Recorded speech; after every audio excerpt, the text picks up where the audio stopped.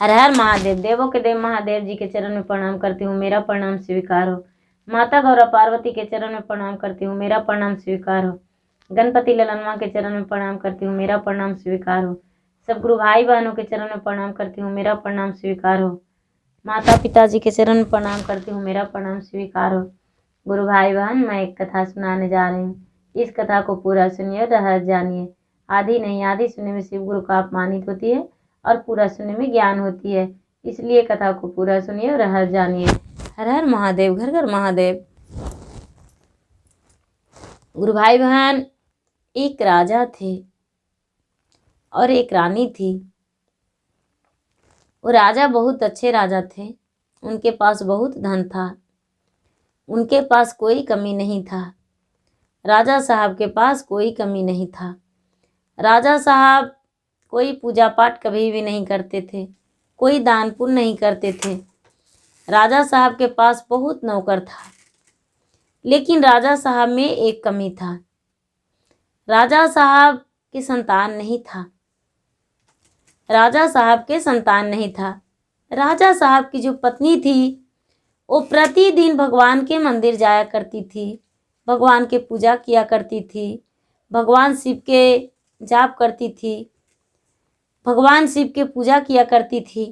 प्रातः काल उठती थी तो वो सबसे पहले क्रियाकर्म करके झाड़ू लगा के और स्नान करके और शिव मंदिर जाती थी और शिव मंदिर जाके और भगवान की पूजा करती थी।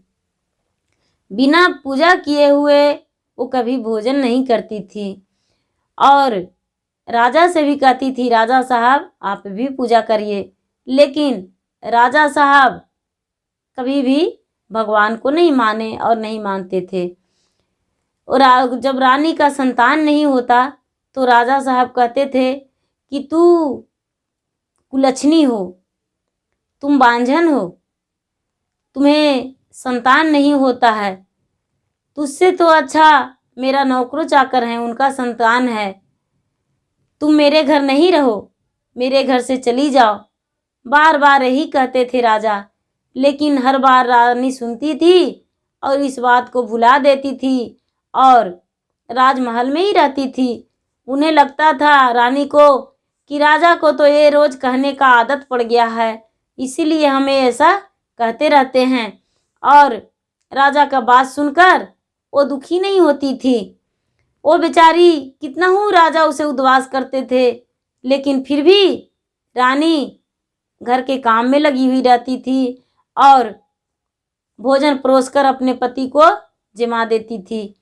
एक दिन का बात है कि वो जो रानी थी वो भगवान के मंदिर में पूजा करके और आसन मार के और भगवान के ओम नमः शिवाय, ओम नमः शिवाय, ओम नमः शिवाय, ओम नमः शिवाय, ओम नमः शिवाय जाप कर रही थी। जब जाप कर रही थी तो उसी समय राजा, उसको जो पति थे, वो गए और कहने लगे कि तुम एक हत्यारिन हो, तूने तो एक बच्चे का जन्म नहीं दी हो और बार बार ओम नमः शिवाय, ओम नमः शिवाय करती हो। ओम नमः शिवाय करने से मेरा सारा संसार नष्ट हो जाएगा, तू ओम नमः शिवाय नहीं जापो, तू क्यों भगवान के भजती हो, भगवान के जो नाम लेती हो, इसलिए मेरा संतान नहीं हो रहा है। यदि तुम्हें तेरा भगवान में शक्ति है तो भगवान के बुलाओ और तुझे संतान दे। वो बेचारी कहती है, ये तो कर्मों का खेल है, ये मेरे कहने से संतान क्या होगा, नहीं, मेरा कर्म में यदि संतान होगा तो मेरा कर्म में संतान रहेगा तो भगवान अवश्य देंगे, और यदि संतान नहीं होगा तो संतान नहीं देंगे। लेकिन राजा नहीं माने। गुरु भाई बहन, उसको जो पति थे रानी का, वो नहीं माने। रानी का हाथ पकड़ लिए और रानी का हाथ पकड़ के और घर से मारते पीटते उसको निकाल दिए। घर से मारते पीटते निकाल दिए और निकाल के बाहर कर दिए और बाहर करके अपना राजमहल दरबार जो था वो बंद कर लिए।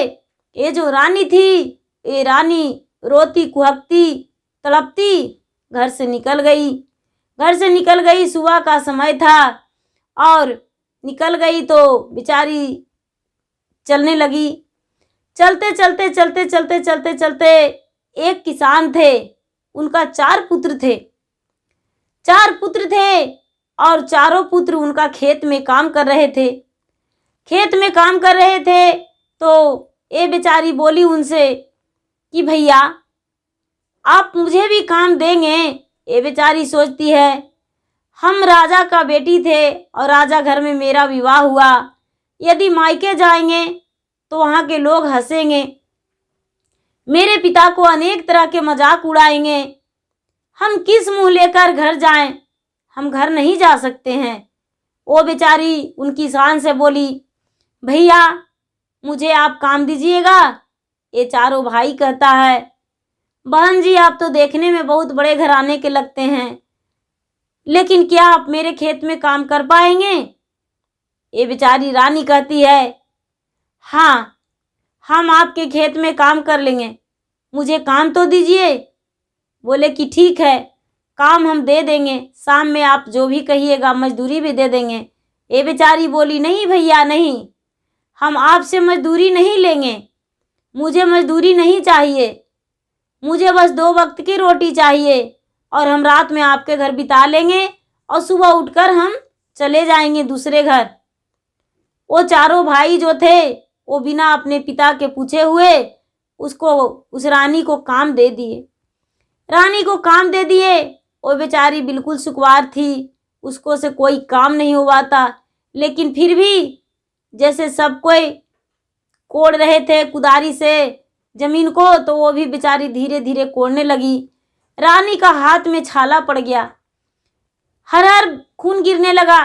चारों भाई देखे, बोले बहन जी आप बैठ जाइए, आपको हम बिल्कुल मुफ्त में भोजन दे देंगे, आप बैठ जाइए, ऐसे भी मेरा कोई बहन नहीं है, आप बैठ जाइए। वो बेचारी रानी थी, वो सोचती है कि मुझे 2 वक्त की रोटी के लिए मेहनत करना है, धीरे धीरे काम करना पड़ेगा। वो बेचारी धीरे धीरे काम करते रह गई। कितना हूँ चारों भाई बोले तो जब उसके पिता आए भोजन लेकर चारों पुत्र के अपने, तो देख रहे हैं कि एक अजनबी खेत में काम कर रही है, जेवर गहना से शरीर पर लदी हुई और सुंदर साड़ी पहनी हुई और मेरा खेत में काम कर रही है। अपने पुत्र से वो पूछे बेटा ये कौन है? किसान अपने पुत्र से पूछे बेटा ये कौन है? तो वो कहते हैं चारों पुत्र पिताजी ये मेरी बहन है, ये मेरी बहन आई है और मेरे खेत में काम कर रही है। वो उसके पिता उसको देखकर बहुत खुश हो गए और बोले अरे मुझे तो बेटी नहीं थी, लेकिन आज मुझे एक कन्या मिल गई है, चलो इसे हम बेटी मान लेंगे और बेटी मान कर ही अपना घर ही से ले जाएंगे।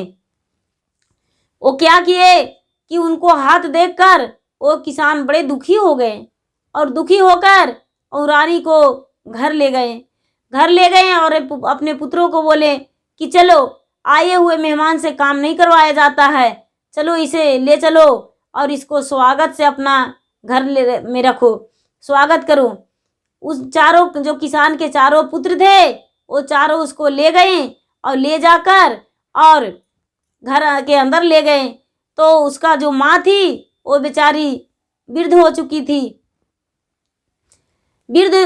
थी, वो बेचारी काम कर रही थी। घर से जाते ही ये बेचारी झाड़ू बर्तन करने लगी। वो कहती उसकी माँ वो कहती है बेटी तू आज ही आई हो, आज काम मत करो। ये बोलती है माँ अपने ही घर में क्या शर्म, माँ ये तो मेरा अपना ही घर है ना। वो बेचारी किसान की पत्नी बोलती है हाँ बेटी ये तो अपना ही घर है, तुम्हारा ही घर है, रहो बनाओ खाओ।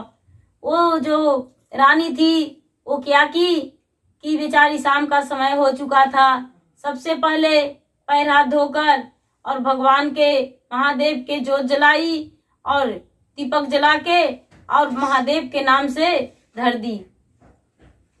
फिर भोजन बनाई, भोजन चारों भाई और ये जो रानी थी और उन किसान के पत्नी सब मिल बांट के खा लिए।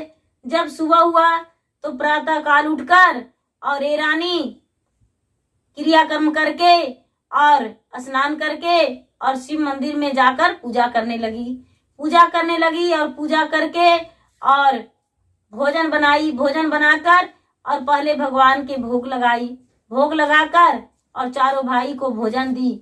जब चारों भाई का भोजन दी तो चारों भाई कहते हैं, दीदी ऐसा भोजन तो हम कभी नहीं किए थे, ये तो बहुत स्वादिष्ट भोजन है। ये रानी बोली, भैया आप नहीं जानते हैं, हमने पूजा किए भगवान का और थोड़ी सी इसमें से निकाल कर भगवान का भोग लगा दिए, इसलिए स्वादिष्ट भोजन है।